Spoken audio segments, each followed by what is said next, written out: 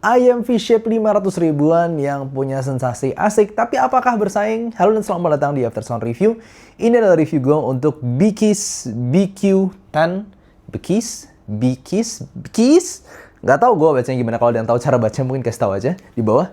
Nah, dia menggunakan single dynamic driver aja dengan harga sekitar 400 to 500 ribuan. Dan seperti biasa gue akan breakdown review ini mulai dari build, fit, frequency response, suara, serta perbandingannya. Dan kalau misalnya kalian pengen beli sendiri, gue juga kasih link pembelian di description di bawah.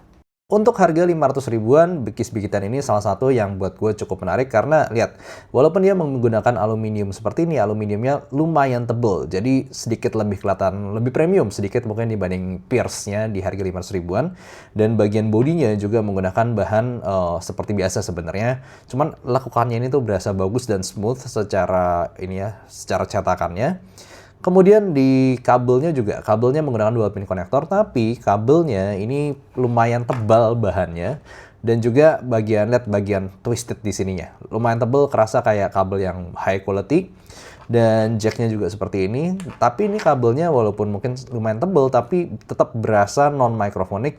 Dan juga kualitas sleeving ini berasa bagus. Jadi as an overall buat 500 ribuan, gue suka tampangnya. Mungkin sedikit biasa aja, maksudnya nggak terlalu warna-warni, tapi secara kualitasnya buat gue terlihat bagus, keren, dan cukup mewah.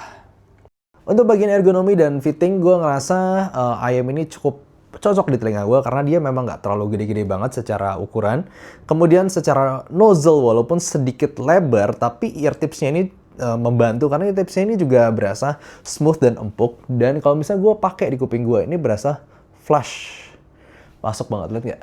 Itu kayak masuknya ngepas, dan ear gate-nya juga pas. Jadi kalau ketika nggak sengaja tarik-tarik nih, lihat nih, tuh dia langsung nahan di telinga gue, jadi nggak gampang gerak-gerak. Dan ketika gue pakai ini jalan-jalan, karena kabelnya juga berasa bagus dan berasa non-microphonic, juga cukup ringan, gue ngerasa ini gue bisa pakai jalan-jalan dengan stabil dan enak dan dalam waktu lama tanpa komplain. Secara tonal and frequency response, ayam ini masih masuk dalam kategori V-shape, mungkin a bit on the V-shape warm, karena satu yang mewarnai semua tonal ini adalah satu jelas di bagian area bassnya. Bassnya lumayan naik, terutama di area mid bass. Ini bukan tipe bass yang bergemuruh banget, tapi lebih ke pukulan, dan pukulannya pun terasa lumayan gemuk, lumayan besar, kayak boom gitu, puk. Walaupun nggak terlalu rumbly, tapi berasa ini bass yang kerasa cukup tebal. Nah, di sini juga area upper mid range-nya tidak terlalu naik, jadi vokalnya tidak terlalu maju, tapi kontrasnya ada justru di area sekitar mid treble, sekitar peak 8 kHz yang buat gue cukup terasa. Nah, jadi di sini dua area yang lumayan maju adalah di area mid bass dan juga di area mid treble, sedangkan vokalnya itu lumayan nyantai dan sedikit mundur. Untuk bassnya ini tipe bass yang cukup asik kalau misalnya dengerin lagu EDM dan lagu yang fun, lagu pop, itu juga asik. Cuman secara control bass gue ngerasa ini agak kurang. Tapi asiknya, funnya itu bisa dapat. Di sini berasa ini bass yang cukup besar gitu. Jadi mungkin untuk lu yang suka bass, pengen bass yang berasa tebal, besar gitu, bodinya nggak sampai level bass yang gede-gede banget, tapi at least lu berasa sensasi ini bass yang tebal dan besar. Dan buat gue itu sensasi yang cukup oke. Kalau misalnya lu mau mungkin ngerasain immersifnya suara atau game maybe. Nah, kalau untuk area mid range-nya ini sebenarnya a bit too laid back di area upper mid range-nya. Jadi gue ngerasa dengan vokal cewek ataupun vokal cowok ketika dia rada teriak, mulai masuk ke upper mid range-nya, transisinya agak kurang kontras, jadi kurang terasa teriakannya. Tapi di area mid treble-nya ini lumayan mewarnai. Mid treble peak-nya ini masih ada, apalagi kalau misalnya fittingnya kurang tepat. Mid treble ini bikin kontras suara yang sedikit ada tambahin clarity, tapi at the same time bikin suaranya juga nggak terlalu natural, karena lu bakal berasa ucapan kata S ataupun cek gitu dari sibilance-nya, suara vokal ataupun suara cymbal dan juga percussion itu bakal lebih sedikit ke highlight, tapi dengan cara yang tidak terlalu natural, karena dia cuman ada satu peak gitu doang, bukan yang tipe naik pelan-pelan atau naik terus di atas cuman sekali doang.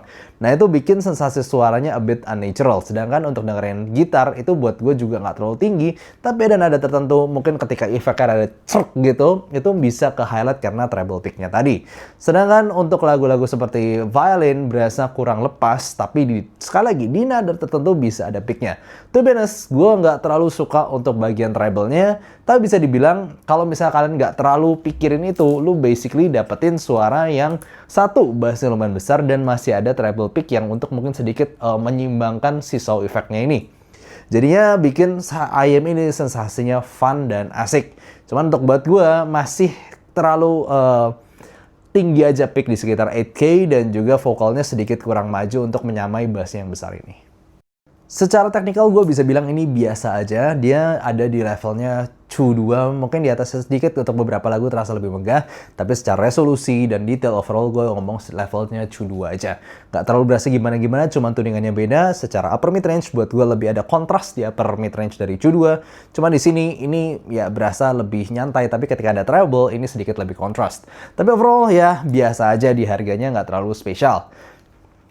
Jadi buat gue lawan terbesarnya mungkin semacam yang V-Shape Fun juga, mungkin sekitar harga 500 ribuan, yaitu semacam Ibasso Gelato. Nah, ini Ibasso Gelato itu punya suara juga yang agak serupa di area mid bass-nya, sama-sama terasa kayak besar dan tebal, cuman bedanya si Ibasso Gelato itu lebih punya kontras di area upper mid range-nya, jadi vokalnya lebih bisa mengimbangi bass-nya yang besar ini.